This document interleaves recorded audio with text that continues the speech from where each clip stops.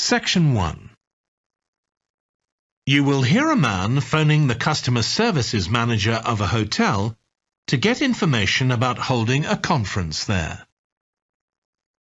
First, you have some time to look at questions 1 to 5.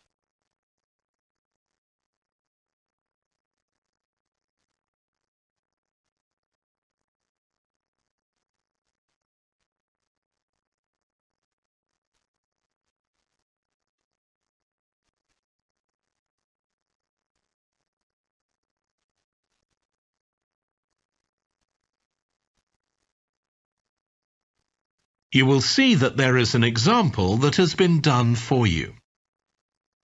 On this occasion only, the conversation relating to this will be played first. Hello, Flanders Conference Hotel. Oh, hi. I wanted to ask about conference facilities at the hotel. Have I come through to the right person? You have. I'm the customer services manager. My name's Angela. The name of the customer services manager is Angela. So Angela has been written in the space. Now we shall begin. You should answer the questions as you listen because you will not hear the recording a second time. Listen carefully and answer questions 1 to 5. Hello, Flanders Conference Hotel. Oh, hi. I wanted to ask about conference facilities at the hotel. Have I come through to the right person? You have. I'm the customer services manager. My name's Angela. So, how can I help you? Well, I'm calling from Barrett and Stanson's. We're a medical company based in Perth. Oh, yes? And we're organising a conference for our clients to be held in Sydney. It'll be held over 2 days, and we're expecting about 50 or 60 people. When were you thinking of having it? Sometime early next year, like the end of January. It'd have to be a weekend. Let me see. Our conference facilities are already booked for the weekend beginning January the 28th. We could do the first weekend in February. How about January the 21st? I'm afraid that's booked too. Well, let's go for the February date then. So that's the weekend beginning the 4th. Okay. Now, can you tell me a bit about what conference facilities you have? Sure. So for talks and presentations, we have the Tesla room. Sorry? Tesla, that's spelled Tesla. It holds up to 100 people and it's fully equipped with a projector and so on. How about a microphone? Yes, that'll be all set up ready for you. And there'll be one that members of the audience can use too, for questions if necessary. Fine. And we'll also need some sort of open area where people can sit and have a cup of coffee. And we'd like to have an exhibition of our products and services there as well, so that'll need to be quite a big space. That's fine. There's a central atrium with all those facilities, and you can come before the conference starts if you want to set everything up. Great. And I presume there's Wi-Fi? Oh, yes. That's free and available throughout the hotel. Okay. Would you also like us to provide a buffet lunch? We can do a 2-course meal with a number of different options. What sort of price are we looking at for that? Well, I can send you a copy of the standard menu. That's $45 per person. Or you can have the special for $25 more. I think the standard should be okay, but yes, send me the menu. Before you hear the rest of the conversation, you have some time to look at questions 6 to 10.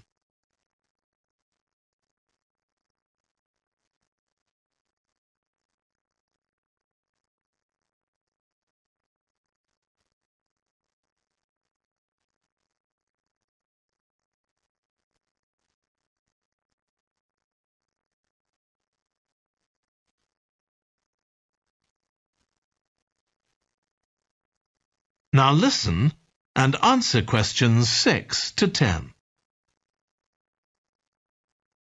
Now, we're also going to need accommodation on the Saturday night for some of the participants. I'm not sure how many, but probably about 25. So what do you charge for a room? Well, for conference attendees, we have a 25% reduction, so we can offer you rooms at $135.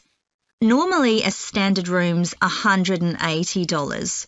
And does that include breakfast? Sure.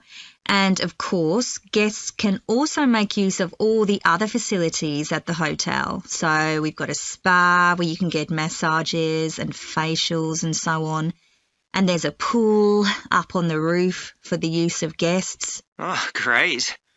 Now, what about transport links? The hotel's downtown, isn't it? Yes.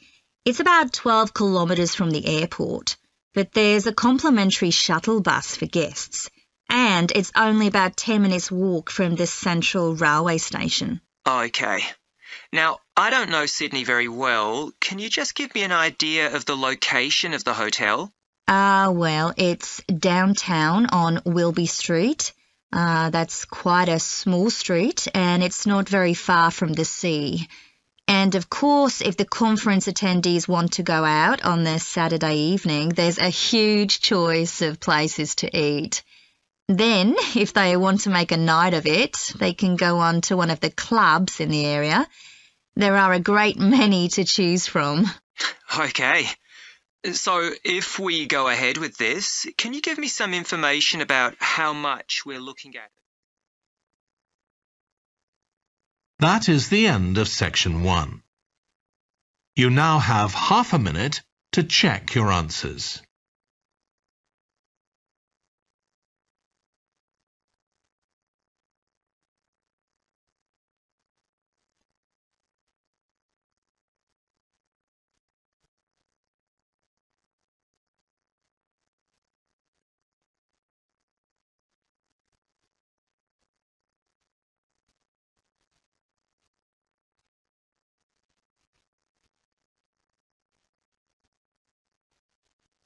Now turn to section 2.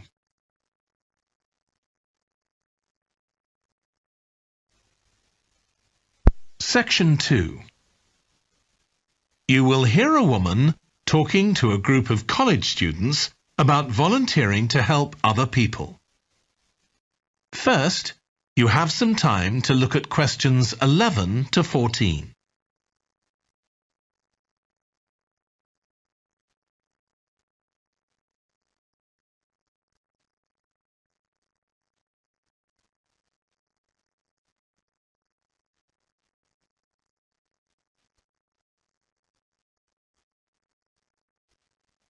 Now listen carefully and answer questions 11 to 14.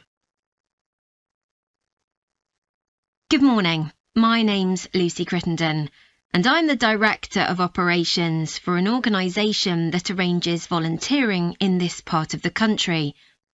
I'm hoping I can persuade one or two of you to become volunteers yourselves. Let me start by briefly explaining what we mean by volunteering. Volunteers are teenagers and adults who choose to spend some time unpaid helping other people in some way. Most volunteers devote 2 or 3 hours to this every week, while a few do much more. The people they help may have physical or behavioural difficulties, for example. Volunteers can do all sorts of things, depending on their own abilities and interests. If they're supporting a family that's struggling, for example, they may be able to give them tips on cooking, or recommend how to plan their budget, or how to shop sensibly on their income. They might even do some painting or wallpapering, perhaps alongside any members of the family who are able to do it. Or even do some babysitting, so that parents can go out for a while.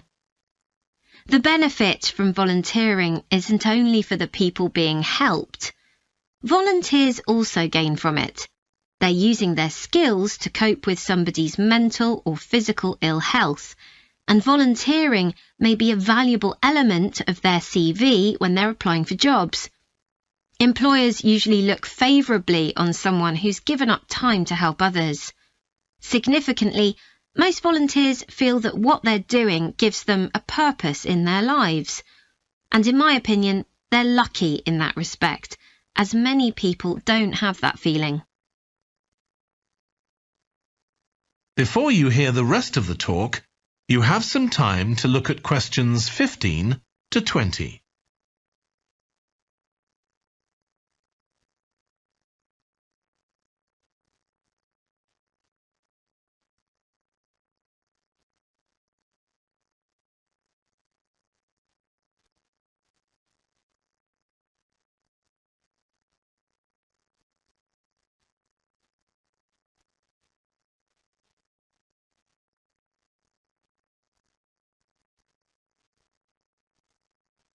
Now listen and answer questions 15 to 20. Now I'd like to tell you what some of our volunteers have said about what they do, to give you an idea of the range of ways in which they can help people. Habib supports an elderly lady who's beginning to show signs of dementia. Once a week they, along with other elderly people, go to the local community centre where a group of people come in and sing. The songs take the listeners back to their youth, and for a little while they can forget the difficulties that they face now. Our volunteer Consuela is an amazing woman. She has difficulty walking herself, but she doesn't let that stop her. She helps a couple of people with similar difficulties who had almost stopped walking altogether. By using herself as an example, Consuela encourages them to walk more and more. Min visits a young man who lives alone and can't leave his home on his own, so he hardly ever saw anyone. But together they go out to the cinema or to see friends the young man hadn't been able to visit for a long time. Tanya visits an elderly woman once a week. When the woman found out that Tanya is a professional dressmaker, she got interested. Tanya showed her some soft toys she'd made, and the woman decided to try it herself. And now she really enjoys it and spends hours making toys. They're not perhaps up to Tanya's standard yet, but she gains a lot of pleasure from doing it. Alexi is a volunteer with a family that faces a number of difficulties. By calmly talking over possible solutions with family members, he's helping them to realise that they aren't helpless and that they can do something themselves to improve their situation.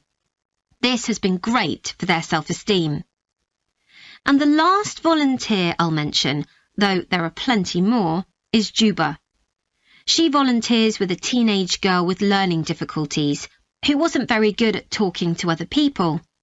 Juba's worked very patiently with her, and now the girl is far better at expressing herself and at understanding other people.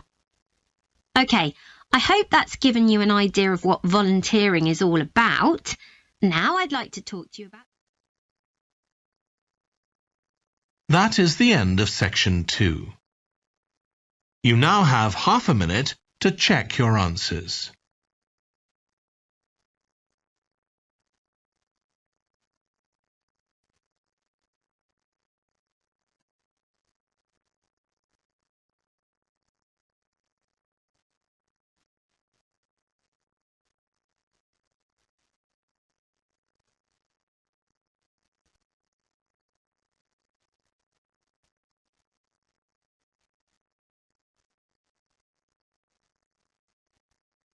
Now turn to section 3.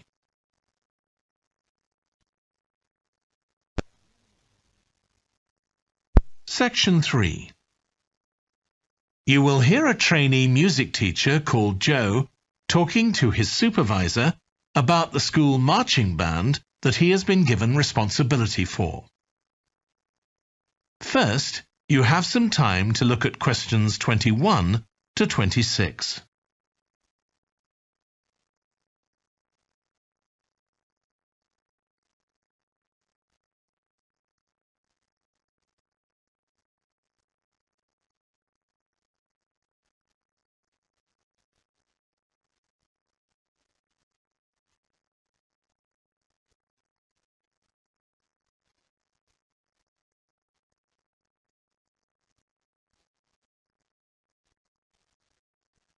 Now listen carefully and answer questions 21 to 26.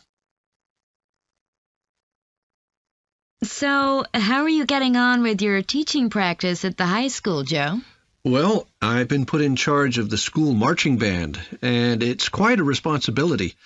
I'd like to talk it over with you. Go ahead. You better start by giving me a bit of background. Okay. Well, the band has students in it from all years. So they're aged 11 to 18, and there are about 50 of them altogether. It's quite a popular activity within the school. I've never worked with a band of more than 20 before, and this is very different. I can imagine. They aren't really good enough to enter national band competitions, but they're in a regional one later in the term. Even if they don't win, and I don't expect them to, hopefully it'll be an incentive for them to try and improve. Yes, hopefully. Well, now the town council's organizing a carnival in the summer, and the band has been asked to perform. If you ask me, they aren't really up to it yet, and I need to get them functioning better as a band, and in a very short time. Have you been doing anything with them? Apart from practicing the music, I mean. I played a recording I came across of a drummer talking about how playing in a band had changed his life. I think it was an after-dinner speech. I thought it was pretty inspiring, because being in the band had stopped him from getting involved in crime. The students seemed to find it interesting, too. That's good. I'm planning to show them that old film from the 1940s, Strike Up the Band, and talk about it with the students. What do you think? Good idea. As it's about a school band, it might make the students realize how much they can achieve if they work together. That's what I've got in mind. I'm hoping I can take some of the band to a parade that's going to take place next month. A couple of marching bands will be performing, and the atmosphere should be quite exciting. It depends on whether I can persuade the school to hire a coach or two to take us there. They sound like good ideas to me. Thanks.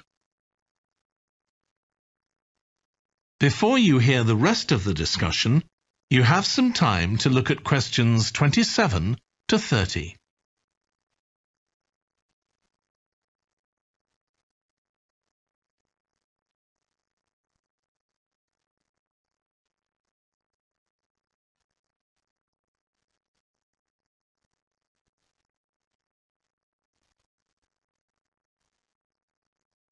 Now listen and answer questions 27 to 30. Can I tell you about a few people in the band who I'm finding it quite difficult to cope with? I'm sure you'll have some ideas about what I can do. Go ahead. There's a flautist who says she loves playing in the band. We rehearse twice a week after school, but she's hardly ever there. Then she looks for me the next day and gives me a very plausible reason. She says she had to help her mother, or she's been ill, but to be honest, I don't believe her. Oh dear. Any more students with difficulties? Plenty. There's a trumpeter who thinks she's the best musician in the band, though she certainly isn't. She's always saying what she thinks other people should do, which makes my job pretty difficult. She sounds a bit of a nightmare. You can say that again. One of the trombonists has got an impressive sense of rhythm and could be an excellent musician, except that he has breathing difficulties, and he doesn't really have enough breath for the trombone. He'd be much better off playing percussion, for instance, but he refuses to give up, so he ends up only playing half the notes. I suppose you have to admire his determination. Maybe. One of the percussionists isn't too bad, but he never seems to interact with other people, and he always rushes off as soon as the rehearsal ends. I don't know if there are family reasons or what, but it isn't good in a band, where people really need to feel they're part of a group. There are others too, but at least that gives you an idea of what I'm up against. Do you have any thoughts about what I can do, Lizzie? That is the end of section 3. You now have half a minute to check your answers.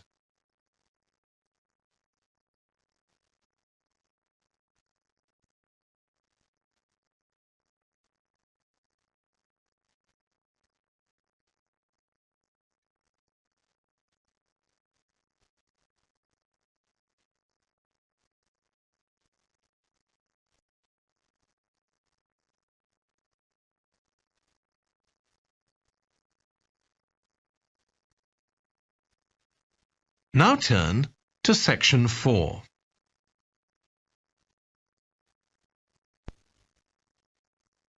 Section 4. You will hear a British university lecturer in music talking about concerts in an arts festival. First, you have some time to look at questions 31 to 40.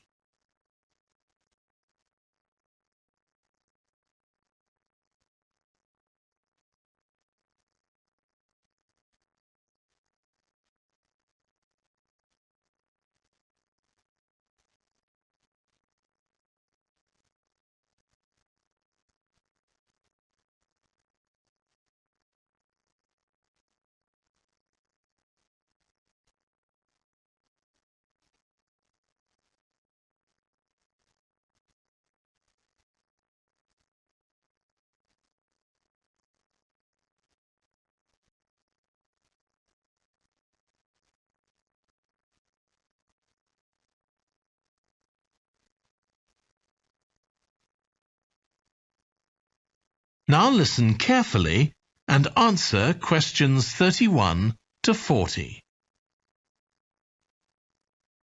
As you all know, the university is planning an arts festival for later this year, and here in the music department we've planned 3 concerts. These will be public performances, and the programme has just been finalised. The theme of the festival is links between the UK and Australia, and this is reflected in the music. Each concert will feature both British and Australian composers. I'll tell you briefly about the Australian music, as you probably won't be familiar with that. The first concert will include music by Liza Lim, who was born in Perth, Western Australia, in 1966. As a child, Lim originally learned to play the piano, like so many children, and also the violin. But when she was 11, her teachers encouraged her to start composing. She found this was her real strength, and she studied and later taught composition, both in Australia and in other countries. As a composer, she has received commissions from numerous orchestras, other performers, and festivals in several countries. Liza Lim's compositions are vibrant and full of energy, and she often explores Asian and Australian Aboriginal cultural sources, including the native instrument, the didgeridoo. This is featured in a work called The Compass. Her music is very expressive, so although it is complex, it has the power of connecting with audiences and performers alike. In the festival, we're going to give a semi-staged performance of the Oresteia. This is an opera in 7 parts, based on the trilogy of ancient Greek tragedies by Aeschylus. Lim composed this when she was in her mid-20s, and she also wrote the text, along with Barry Kosky. It's performed by 6 singers, a dancer, and an orchestra that, as well as standard orchestral instruments, includes electric guitar and a traditional Turkish stringed instrument. Lim wrote that because the stories in the tragedies are not easy to tell. The sounds she creates are also disturbing, and they include breathing, sobbing, laughing, and whistling. The work lasts around 75 minutes, and the rest of the concert will consist of orchestral works by the British composers Ralph Vaughan Williams and Frederick Delius.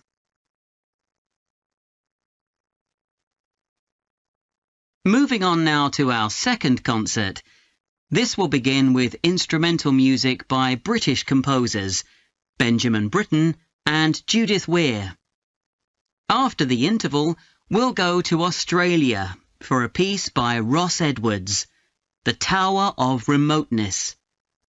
According to Edwards, the inspiration for this piece came from nature, when he was sitting alone in the dry bed of a creek, overshadowed by the leaves of palm trees, listening to the birds and insects. The Tower of Remoteness is scored for piano and clarinet. Edward says he realized years after writing the piece that he had subconsciously modelled its opening phrase on a bird call. Ross Edwards was born in 1943 in Sydney, Australia, and studied at the Sydney Conservatorium of Music and the Universities of Adelaide and Sydney. He's well known in Australia, and in fact, he's one of the country's most performed composers. He's written a wide range of music, from symphonies and concertos to some composed specifically for children. Edwards's music has been described as being deeply connected to Australia, and it can be regarded as a celebration of the diversity of cultures that Australia can be proud of. The last of the three Australian composers to be represented in our festival is Carl Vine. Born in 1954, Vine, like Liza Lim, comes from Perth, Western Australia. He took up the cornet at the age of 5, switching to the piano 5 years later. However, he went to university to study physics before changing to composition. After graduating, he moved to Sydney and worked as a freelance pianist and composer. Before long, he had become prominent in Australia as a composer for dance, and in fact has written 25 scores of that type. In our third concert, Vine will be represented by his music for the flag handover ceremony of the Olympics held in 1996. This 7-minute orchestral piece was of course heard by millions of people worldwide, and we'll hear it alongside works written by British composers Edward Elgar and, more recently, Thomas Adès. That is the end of section 4. You now have half a minute to check your answers.